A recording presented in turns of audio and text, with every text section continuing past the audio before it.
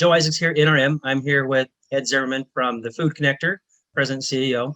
Ed, I thought what we'd do is, why don't you just kick us off by telling us a little bit about who you are and your background and what you do for your clients. Sure. Thanks, Joe, and I appreciate you inviting me to your show today. The Food Connector does sales and marketing services for food manufacturers and food distributors. I did consulting for a lot of work, and we would sell people plans. And I had this aha moment about 20 years ago where I realized that giving people a plan is not the best thing. That really what they need is somebody to help them execute. So we co-develop plans with people, and then we execute the plans. We build websites, we manage social media content, we buy Google AdWords, manage trade shows. We are an outsourced marketing department. We've got a team of about 12 people. We're all food service professionals. Been doing this a long time. We have a lot of clients, and we love what we do. Yeah. Yeah, I like what you said about, it's great to have a plan, but it's too often those plans become paperweights. What people need are bodies and people who can actually do something with that to bring revenue in the door. At the end of these presenting these plans, so often someone would say, well, "Boss, this is great, but who's going to do this?" Right. And so why food service? Why not tech startups or anything like that? Sure. Well, I grew up in the food industry and have been in it for 45 years. But I think the food industry it's dynamic. It's always changing. There's a lot of innovation. And from a philosophical point of view, I think it's the most important business in the world. Maslow from our college days, right? That first layer of food, clothing, and shelter. You can be naked, you can be homeless, but if you don't eat, you can't live. And I think that what we do as an industry is provide good, high quality, wholesome, safe food to Americans at a pretty darn good price, and really to the world. America is the best food manufacturer and distributor in the entire world. Yeah, I agree. America definitely leads, and we've got the technology in place to really bring food at scale. What I've noticed, though, is that also creates a lot of competition. And so, in your opinion, what are some of the biggest challenges that food distributors are seeing when it comes to just breaking through or in marketing in general? Yeah. Well, traditionally it's been blue collar, type of, just get up half an hour earlier tomorrow and work harder, and all will be well. That argument falls apart at about hour 18. What marketing for so many food companies is really an afterthought. Rather than seeing it as the beginning of the sales process, it's something that they just don't use and embrace to do that pre-sale. There's all these moments of truth. When a sales rep walks in the door or sends an email, you meet at a trade show, that impression that the prospect has of the company. I never heard of them, or gee, I've seen their trucks and they're old and dirty. That's marketing. Everything's marketing. And so when they get that first contact from a salesperson who says, "Hi, I'm from ABC Food Company," if the internal says, "Oh, I've heard of that company and I hear good things about them," they're open to hearing a sales pitch at that point. I just think that companies really need to pay much more attention to that beginning of the funnel, so that when the sales conversation starts, it's a positive conversation. As we always say, we turn cold calls into warm calls. Hmm. Yeah, that's like a salesperson's best friend is like a like like a well-running marketing department. So what are you seeing the more successful companies doing that others should emulate? I think that it's really important to embrace technology and have dedicated resource to marketing. So often marketing, again, is an afterthought, and companies say, well, Tuesday's marketing day, but we got really busy, so we'll do marketing next week. That doesn't happen with payroll. You can't say to people, well, gee, we had a busy week, we can't pay you this week. Nor with USDA or FDA regulations. Every day is the day to do marketing. Every day is the day to follow regulations. So I think it's that, and I think it's really connecting with younger buyers. And when I first started selling food service products, I was 30 and they were 30. Today I'm 60, they're still 30. And you've got to connect with people where they are, not where you have been. and I see successful companies doing that. I also see them focusing on a niche, trying to be all things to all people at all times is not a recipe for success. I see that too. Are you referring like to social channels like Instagram? Instagram is certainly a good tool, but in terms of connecting with buyers, Yeah. well, I think it's a variety of things. There's no doubt in our minds, video rules today. And you've got to have the ability to show a quick video, refer people to a quick video, but then you've got to take that content and distribute it across a lot of channels. Certainly on your website, LinkedIn. Obviously, we see more professional buyers on LinkedIn. Facebook for more independent restaurants because they're all promoting their restaurants on Facebook. They're also, frankly, promoting their careers on Facebook. Everyone wants to be the next Guy Fieri.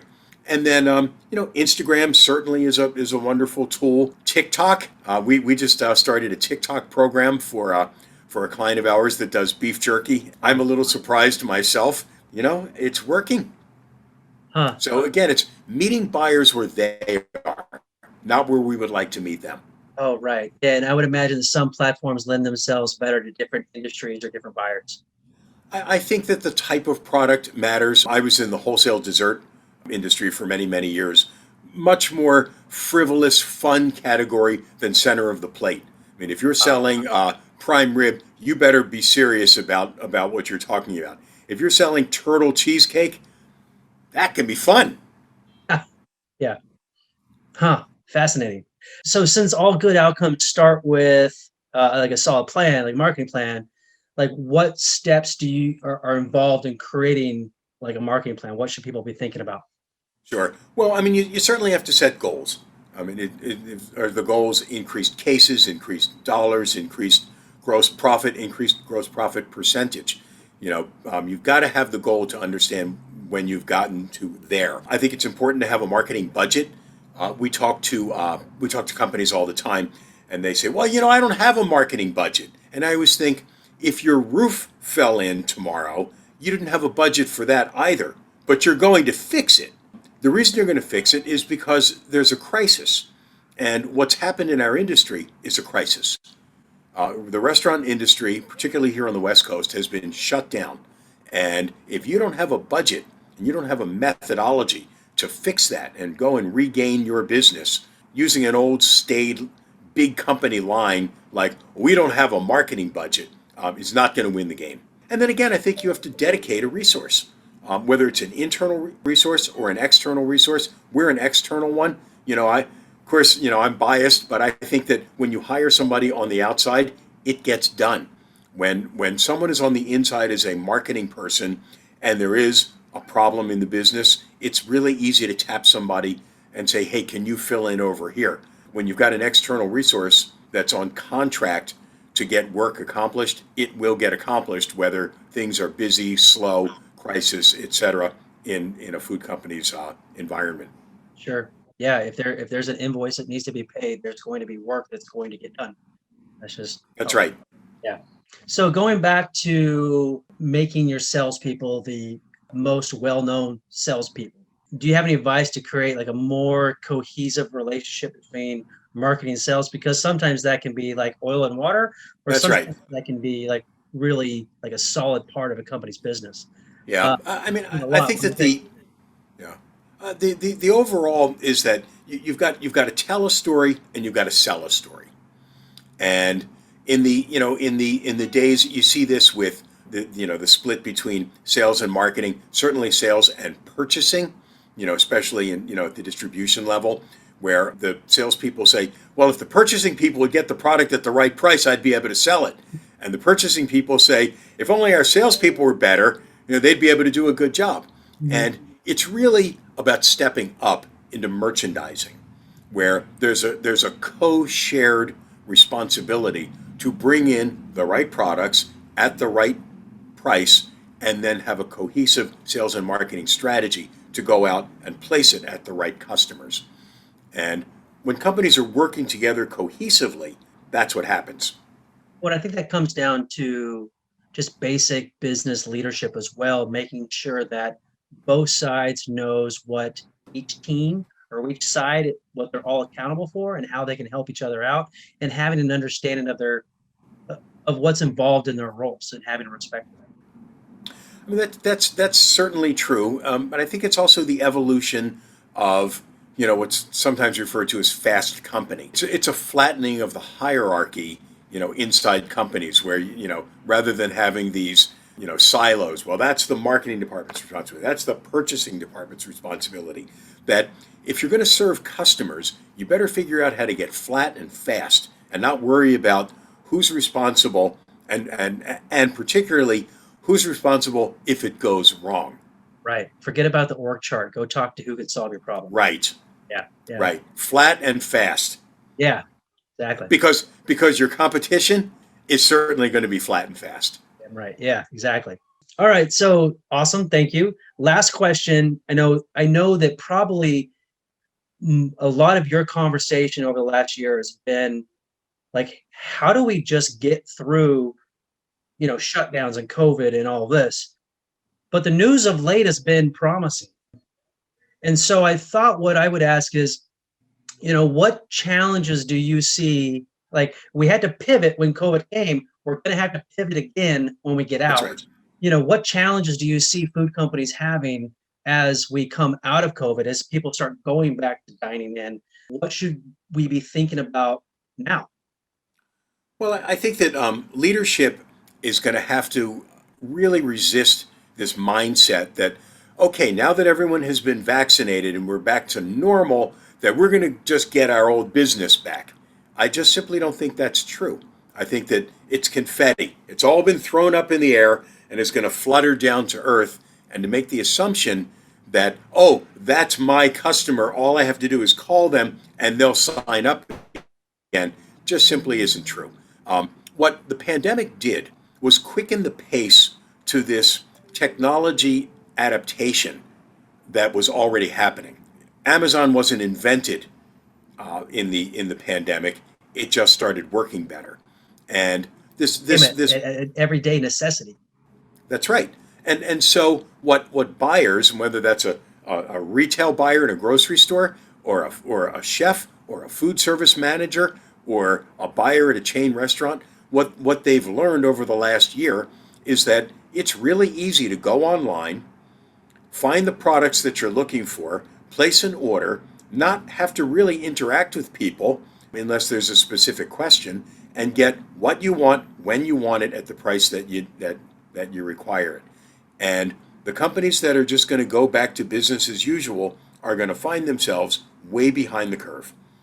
And again, it's this embracing technology, getting rid of old habits, and just quickening the pace of adopting technology, because there's no reverse gear now. Buyers have embraced the convenience of living the life they want to live, not the life that, well, their sales rep comes in Tuesday at 2 in the afternoon and we better have our order ready. Right. Well, and I think it's also restaurant folks like myself are now like, okay, well, everything's opened up. Where do you want to eat, honey? Like, where are we going to go? And I think that creates some opportunities to get the word out from a marketing standpoint, and making sure that potential diners know where they can go and what you Yeah, offer. look, Because I think, there's a lot of pent up demand, oh right? I yeah, mean, I think that for sure. we all miss going to restaurants, and not just for the meals. The camaraderie, the fun, the not doing the dishes, and my view is prior to COVID, we had around 970,000 commercial food service locations in the United States. We will lose somewhere around 200,000 through this process. If restaurant revenues return to where they were, what that means is that on average, every restaurant will sell more. So the question is, how for a restaurant, how are you going to get more than your fair share? What's the marketing that they are going to do? And so for the supply chain, manufacturers, distributors, they've got to be looking at how do they back winners, because there will continue to be winners and losers in this process. And if you're a distributor who's been selling $2,000 worth of product to a restaurant, and that's going up to $3,500, that is a much more profitable stop. And you better figure out how to get it. For sure. Fascinating. Very insightful, Ed. Ed, if people want to reach out and get a hold of you, how do they do that? Sure. Thefoodconnector.com. My email address is ezimmerman at thefoodconnector.com. And you can reach me on my landline at 415-785-8539. Look, I'm always happy to talk to people, share some ideas, and help people be more successful. That's what Food Connector is all about. Great. Thank you for your time today.